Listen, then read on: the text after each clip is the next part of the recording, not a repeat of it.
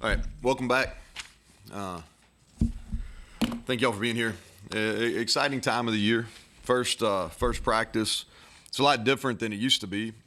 Most of you all are old enough in here to remember when you couldn't meet during the summer and didn't have any OTAs, and your first practice was truly your first practice. It's not the case anymore. Thankful for that. We basically had 16 OTAs. We met quickly in the summer before those OTAs, so kind of had a running start into practice. Today and tomorrow is really about teaching this group how to meet, how to walk through, how to practice, and then making sure we know our signals, our alignments, our assignments, and more mental days than anything. It's hard to really evaluate guys when we're just in helmets. Practice 3 is when we put shells on and really can start the evaluation process then. We got a lot going on at practice right now. You guys are going to be out there tomorrow. I think you'll see it. John was out there today. He can probably tell you it's organized chaos. There's a lot of people, a lot of moving parts. We're two-spotting all our group and team periods. And so what I mean by that, we have every team drill or every group, meaning 7-on-7, 1-on-1, those type of drills, is everybody's getting reps. So if we have a first down period going on one field, there's the exact same drill going on the defensive field. And so everyone's getting reps for the first 2 weeks or so. And it's really good for your young people, where they can feel part of it and everybody gets evaluated. And I think that's important. Mike Joseph and our strength conditioning staff, I think they've done a really good job getting our guys ready. It was nice and cool today. That helped, but we didn't have any conditioning any issues at all. Thought the guys moved around well. And the summer with those guys is really about preparing for fall camp, and I felt good finishing day 1. And then the first 2.5 weeks of camp is really about preparing for the season and preparing for all of our opponents, anything different that we're going to see. And then those last 2 weeks is really prepping for Penn State. And so that's kind of how we have it set up. As far as we have everybody here, and I know y'all are going to ask. Everybody's here. All the new transfers are out there today. Feel free to ask about them here in a second. Injured guys, I'll give you a little bit of update. Braden Dudley had a little off-season surgery. He's limited. We're hopeful he'll be back by early in the year, if not the first game. Josiah is well into his rehab. He's handled it well. Talking about Josiah Trotter. Asani Redwood is ahead of schedule. Pleased with where he's at. He's doing some non-contact stuff. I think he and our training staff really be commended on that as well. Cortez Braham, he may or may not be out there tomorrow when you guys are there. Nothing serious. He's sick, so he was very limited today. Probably will be limited again tomorrow. Nothing serious. Davis continues to come back from his surgery that he got at the end of last year. And so he's out there, limited, not full go yet. Zach Frazier was a full participant. And so if there's anybody else that y'all want to know about, ask. But with that, I'll take questions. Greg? So you said everybody's here that you expected, newcomers. Just numbers, you're allowed 110 now? Do you have all that filled? Well, you're really allowed up to 120. 120, okay. Yeah, and so they changed that rule, which was a real positive rule. It's a emergency waiver, but most people's Title IX numbers is right around 120. So our roster size is really determined by Title IX, and so for us it's 120. And in the past, it used to be you had 105 in camp, and then it got expanded to 110. But you still had to tell 10 kids because everybody's here in the summer. This is a year-round deal. Walk-on scholarship, it's a year-round deal. So you used to have to tell, anywhere from 5 to 10 kids they couldn't come to camp, and that's not the case anymore. And that passed 2 or 3 weeks ago, which is, I think that's a positive move. So the walk-on kids you've just added, most of those are just getting here now? No, so we've got about 4 or 5 that'll be here when school starts, and the rest of them have been here since our second summer session, which was the last week of June. Okay. So Traylon Ray and a high percentage of our walk-ons came in the second summer session. So I think it was, last week of June, right after our last 7-on-7 camp.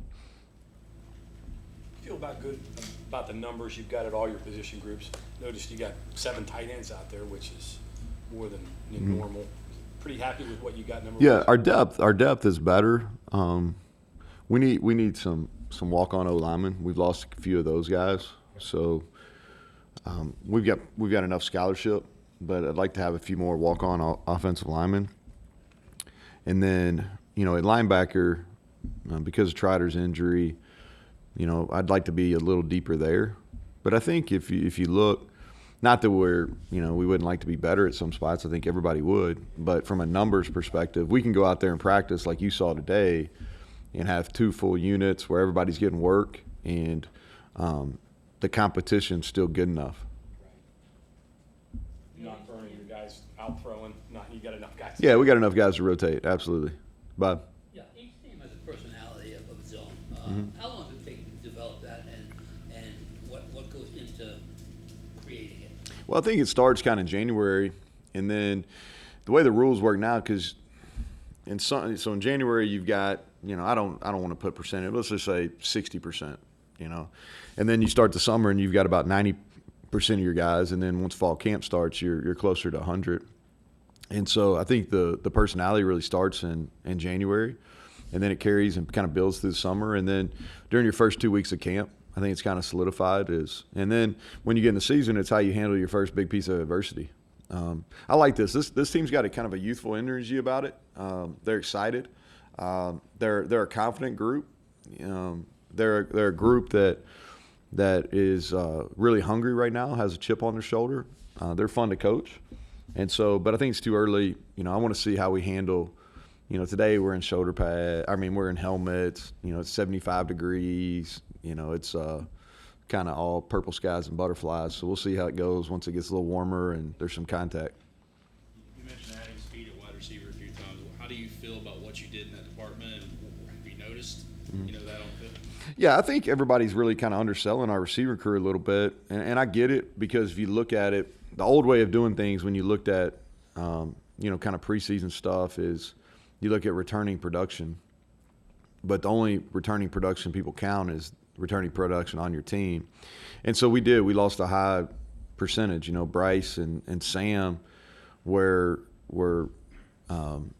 very productive the last couple of years as far as number of catches and those type of things. So I get why people are maybe underselling, but I really like what we've done. It's the most versatile group we have. We catch the ball better.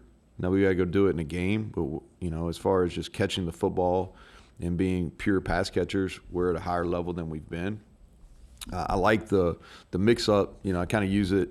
I've used that basketball reference a couple times talking about them.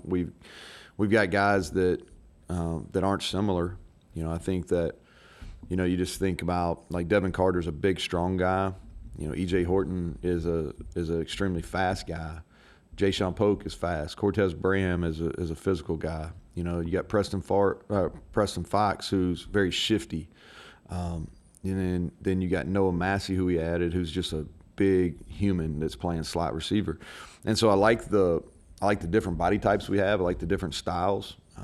In this first 2 weeks of camp, we got to figure out their strengths and how we use them the best. And that's on us as coaches. But I like the guys, and I like the mix of what their skill set is. Defensively, you mentioned, and Coach Leslie talked about getting back to the basics, things like that. Is the plan similar? Is it advancing? Like, what have you seen in terms of that now? Because that was a long time ago. You've seen that. What have you seen from getting back to the basics with the defense? What do you like about what you've added to fit into that? And then as much as the plan you can give, I guess. Yeah, no, I think that we went back and really the process during the offseason, talking about December and January offseason, is really analyzing what our issues were. And so for us, a big part of that was simplifying, is improving our tackling ability, and just fundamental football. And we're really sticking to that. I think the thing that's easy to do from a coaching perspective is you get into camp and you have your install set, and then you want to start to do a little bit more. And that's what we've got to be really careful about, because we've got guys that our team speed is the best we've had. And so I want our guys to play fast. And we're really focused on our alignments, making sure we can get aligned, our effort to the ball, and then being physical at the point of contact, whether that's shedding blocks or making tackles on the ball. And, we'll mix it up on third downs, but, in our base defense on normal down and distance in the open field, we want to get lined and continue to be simple. You talked about it down at media days. Can you go into the play calling decision? Yeah, I just think it goes back to this is, made the decision of what we were going to do offensively, back during that December, January term. Chad's done a really good job as a coordinator, and he'll lead those. He's going to lead those unit meetings. He's kind of the voice in practice. But it goes down. This is going into year 9 for me as a head coach. And so one year didn't call the plays. The rest of them did. Now, Jared was very, very involved and called some games at the end of that 21 season. And so, but for the other 7 years as a head coach, I've always called it. And I think there's some real advantages of being able to do that as far as managing the game. Taking a step back and not doing it last year is not something I necessarily regret, because I think it was good for me from a growth standpoint. It's been beneficial as far as, because it really gave me some time to think about, okay, who do we need to be here for us to be successful offensively? What do my weeks and days look like as a play caller? And for me, it just came back like the most success I've had as a head coach is doing it. And the only reason I have this job in the first place is because I was a really good offense coordinator. And so I've got a really good room, and Chad and Reagan and Matt, those guys, we've played a lot of games together, and I think they're really bright. And we added some young energy and some, I think, great coaches, which, Bilal got recognized 30 under 30 yesterday, which I thought was a really good kind of feather in his cap. And so, but that's kind of all the items that went into it. Would Sean and Chad have any in-game? Oh, yeah, absolutely. Yeah, so like Sean will be up top, and he's always been, even with Graham last year, Graham really leaned on him as well, and we'll continue to do that. And Chad and Matt have had a lot of say in our run game, going back probably as far as 2 years ago. And so they'll continue to do that. I think a lot of it, like the actual in-game play calling sometimes is a little bit overrated. It's more about getting your game plan set early in the week and being able to rep those plays and then having answers within the game. I think that's probably as much. And answers within the game a lot of times comes from those guys that aren't necessarily the play caller, because as a play caller you're thinking ahead, and then in between series those guys can really help you because they're not necessarily focused on the ball as much. They're looking at other things. But yeah, for sure, that's a long answer. But yes, they'll definitely have a say. Is it fair to say that? Say again. Parts of the field, certain situations. No, yeah. So you're asking kind of how we did it. You're asking about not as much right now. Yeah, not as much. Just, is it fair to say that their role in terms of play calling in game could also develop as the season progresses? Yeah, I think that's fair. Yeah, I think that's fair. Like, here's the thing that y'all need to understand, that y'all understand. I think you probably already do this, but like my trust level in those guys, we've been through a lot of battles, is extremely high, and I listen to them. They're not just giving suggestions that are just, hey, try this. They have really good reasoning behind that, and when they tell me things, whether it's practice games, planning purposes, like I listen. What's it been like watching Scott as you've been with him for a long time, watching him be a first-time coordinator? Chad? Yeah. So here's, and I think I've said this maybe in this setting before, is sometimes you add responsibilities to people and they get really bogged down. And then sometimes you add responsibilities to people and they really flourish. And I think that's what's happened with Chad, is he's really flourished. He's gifted in front of the room. He does a really good job. Like, he's a guy that's consistently has energy, which I think is important, maybe more so dealing with today's player than ever. He's got really good energy. He's a great teacher. He uses language that is, what I mean by this from a teaching standpoint, I think the language you use and the clarity that you use is extremely important.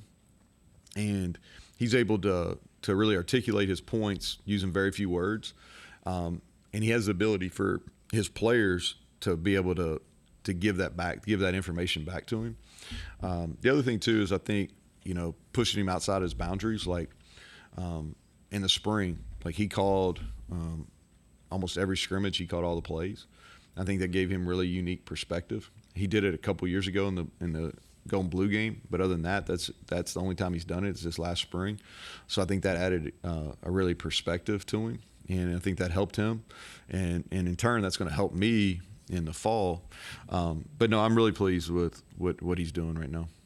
Where do you see Garrett and Nico's growth from the first spring practice through the summer to where you are now in terms of their understanding of what you want to do, the things that they're suggesting, maybe the back and forth? Are you seeing growth there from those two guys? Yeah, I thought today it's one day, so ask me next week and I'll be able to give you a better answer. The thing that I like today about both those guys, very even keeled, and Garrett as a younger player, and maybe even in the spring to probably a little lesser extent, he's got great energy. His juice level is extremely high. And what happened previously when he was a younger player is he'd have really highs and then really lows. And if you're a guy that kind of has a bounce to you and you're up every day, your lows are really magnified because, somebody else's, if he's at a normal level, everybody's looking at him like, what's wrong? And today I thought his energy level was good. Even he made a couple bad decisions, but it didn't affect him, and he was able to bounce back. And the same with Nico. I think he's more comfortable. He's at ease, and both of them are competing for the job. And sometimes what happens when you get in these competitions, in these singular jobs, where it's quarterback, kicker, is guys get really tense, and they feel like the decision is based on every single play. And I thought Nico was a little bit like that in the spring, and Garrett a little bit. But I thought both of them were much more at ease today and didn't try to force things, handled the negative plays better. And so I thought that's growth, and we'll see how they continue to handle it as we move forward. Maybe not every play has to be spectacular. Yeah, that's like we hit a lot more checkdowns today, which is a growth for the quarterback. Let me go back to the personality thing. Is it common for teams to have two personalities, offense, defense, and is it kind of good to maybe have them different for when they practice against each other? Yeah, I think a lot of it has to do with who's your alphas on each side of the ball.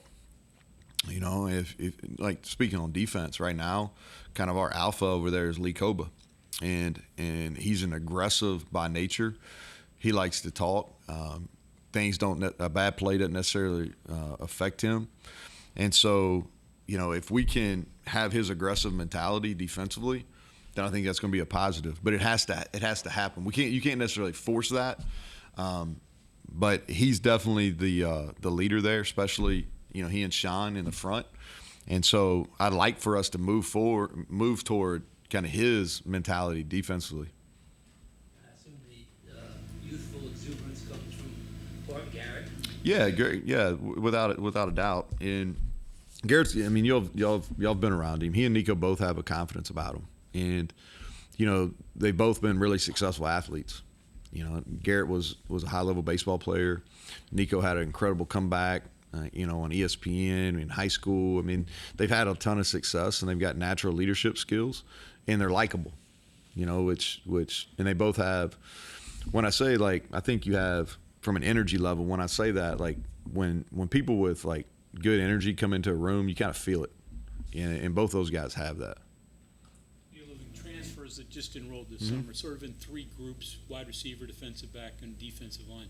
One of those positions easier to catch up quickly without a spring behind them, and then is one just because of need more important for you to really step forward right away? Well, I think the guys that have played a lot of football, it's an easier transition. So even Tyron Bradley, who's making a big jump from FCS to Power 5, but he's played a lot of football.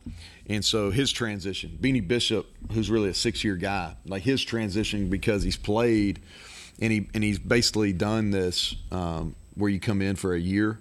He did that last year at Minnesota. so he kind of understands, probably learned some lessons from that experience that he's carrying forward here.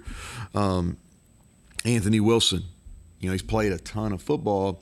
So there's transition. I think it's more the experience level of the player rather than the position.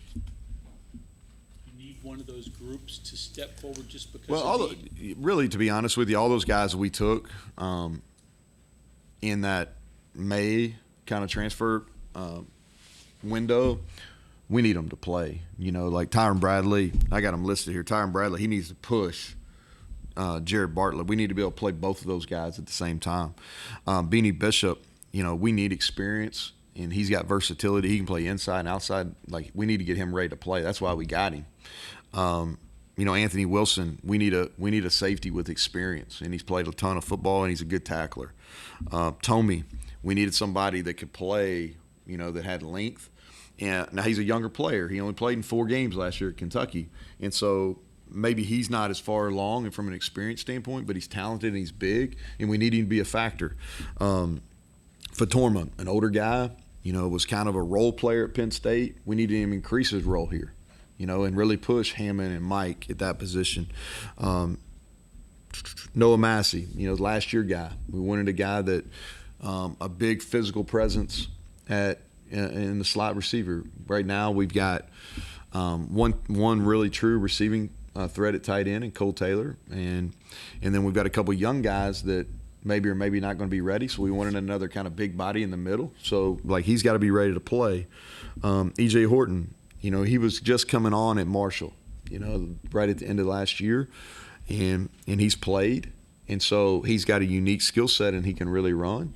And so he's going to get plenty of opportunities to go do it. And so, but all those guys that we took in that May block, man, we need them to play. That's why they're here. How do you feel about Will right now? Dick, Will linebacker. I think that's the question mark. I don't think that's something that we shy away from. Is we need to see. If you were going to ask me, like, defensively, what's the position that you're most intrigued by? Who's going to step up? Is it that Will linebacker spot? Like, we've got some candidates, but a lot of them haven't played. And so who's going to, over the next 2.5 weeks, who's going to show that they're ready? And to me, that's what this first 2.5 weeks of fall camp is. Like, the transfers, like, I want to see them and how they mesh and how they take to our systems. But I feel pretty good about those guys, getting them to a point where they're ready. What I'm really wanting to see is those guys that played for us last year but were maybe in lesser roles, or maybe they were really young. Like, I want to see how big a jump those guys are going to make, especially in the secondary. Jacoby Spells, Andrew Wilson-Lamp, Marcus Floyd going into year 2. I want to see those guys in the jump that they make from playing, kind of minor roles or lesser roles last year to now being pressed into duty, because that's what's going to make our football team. That's what's going to make our football team is the guys that make a jump from a year ago. Neal, general manager? Mm-hmm. You haven't really talked about that yet. New addition. I'm assuming that's something you probably wanted to add for various reasons. Necessity for you now? Yeah, well, Matt did a really good job. Matt Jansen did a really good job, and we wish him the best as he moves on. And I thought I'm proud of what we've been able to do in that department-wise. As far as just as college football has changed and evolved, I think we've our personnel department's really changed and evolved. Now we have truly a scouting department, and that's really focused on college scouting or the transfer portal window. And then we have high school recruiting that's obviously aimed at high school and junior college recruiting. And Matt's a big part of that, of growing that. And so now Drew comes, and he's a guy that got a ton of positive feedback on people that I trust.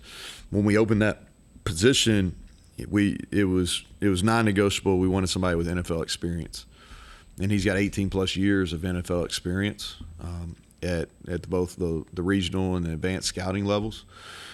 So we wanted to bring that NFL experience for multiple reasons. The first being instant credibility within our building, and being able to communicate with our staff and with our current roster what the NFL, what they're looking for, how they evaluate, what the individual player needs to do to continue to grow, to put themselves in a position to play in the National Football League.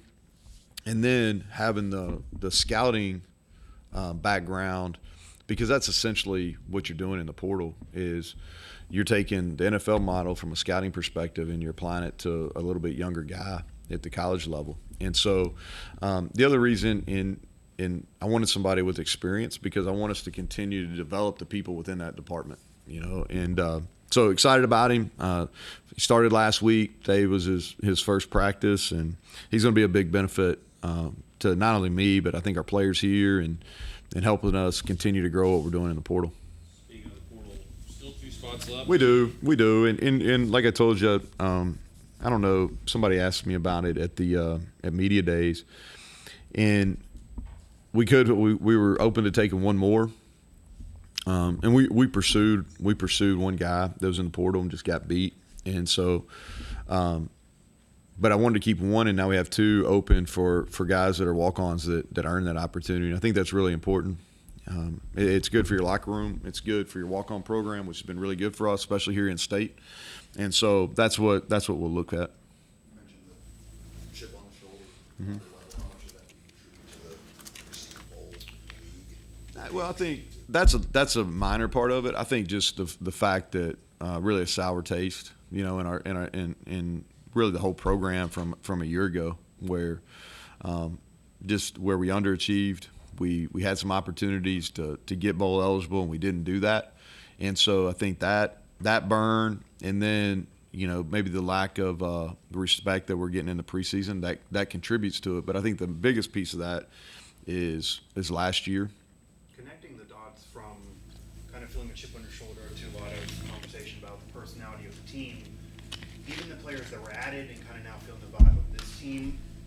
Obviously, you're going to want to have good players, and that's the number one reason to add them. But what are your thoughts on being discounted and then it seems like having a lot of players, whether they were here or not, or even coming over, that also maybe have chips on their shoulder. It's like a collective group of players with chips on the shoulder, that it's the perfect storm almost if you're going to surprise people. Well, that's the hope. I think if you go back and there's people in this room that have, John in particular, and a couple other guys that can speak on the history of the program probably at a better than I can, but I've done a lot of research since I've been here, and I think that's kind of the personality of our program. Is it's always been kind of somebody that's overlooked, a blue collar program. That's something that Mike and his staff we've really kind of hammered on all summer, is the fact that okay, hey, you prove them right or you prove them wrong, and it's really up to us.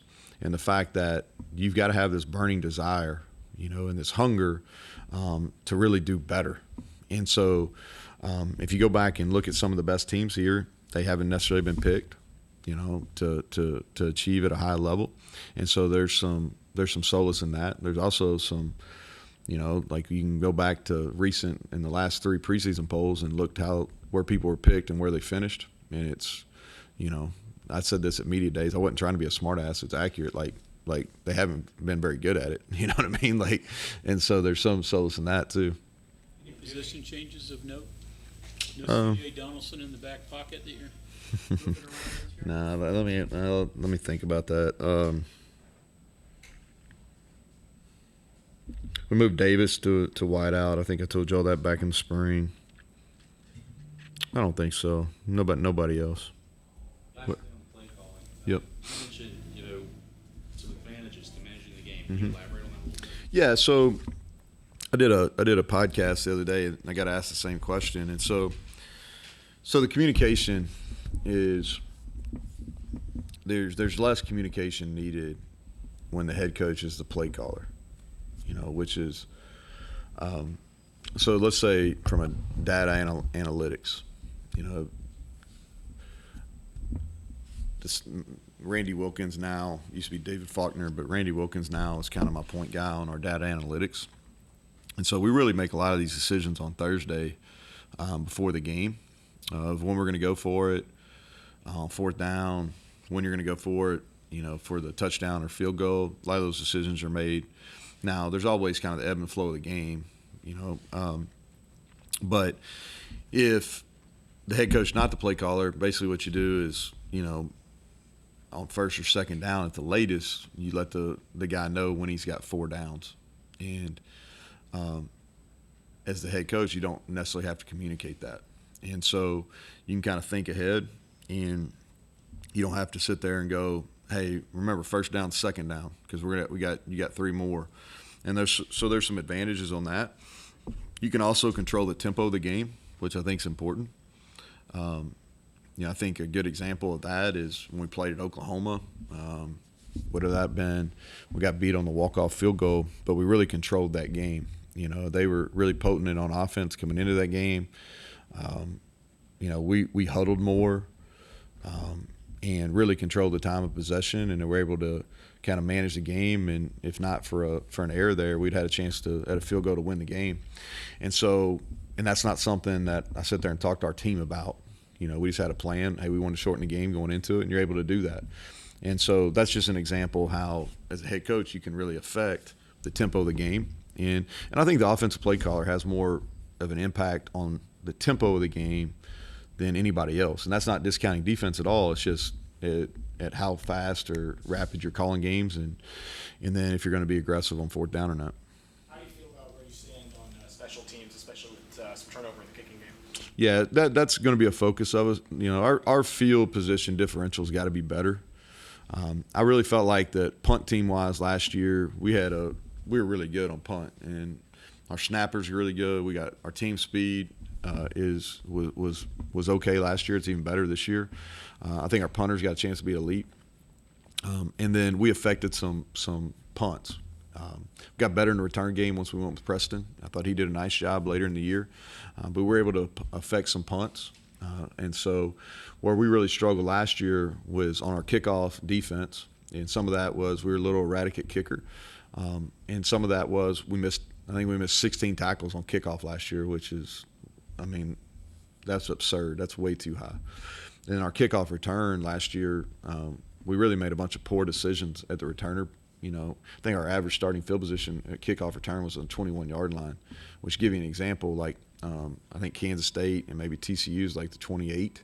That's a 7-yard difference. That's huge. And so our point of emphasis, we're going to continue to be really good at the punt game. And then our kickoff defense and our kickoff return has got to be much, much better. And so I think you see that we went out and invested in 2 returners. Beanie Bishop's returned a lot of kicks. Jay Sean Polk's been a high-level kickoff returner. And so we're going to put those guys back there, and we're going to coach them up and make better decisions. We're going to be different schematically. And then our kickoff team, we've had an emphasis on tackling going back to January, and that better show up on kickoff as well. Do you have any thoughts about Colorado coming into the conference? Not really.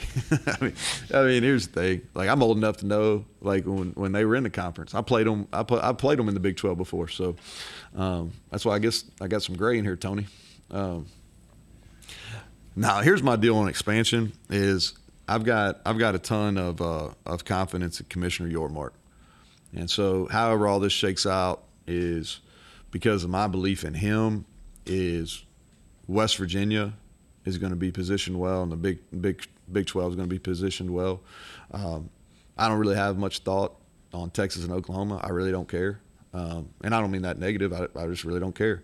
Same with Colorado coming in. I think it's a great addition. I think I think it's genius to try to get in 4 time zones, because it's all about TV. And if you can play in all 4 time slots on Saturday and be in a time slot on Thursday and Friday, it's pretty good business to me. And so that's how I would answer that. More about Wonder than Willie? Huh? More about Wonder? Oh, yeah. I'm intrigued. It's a good story. It gives everybody something to talk about. Keeps college football in the press. So, yep. Thank y'all.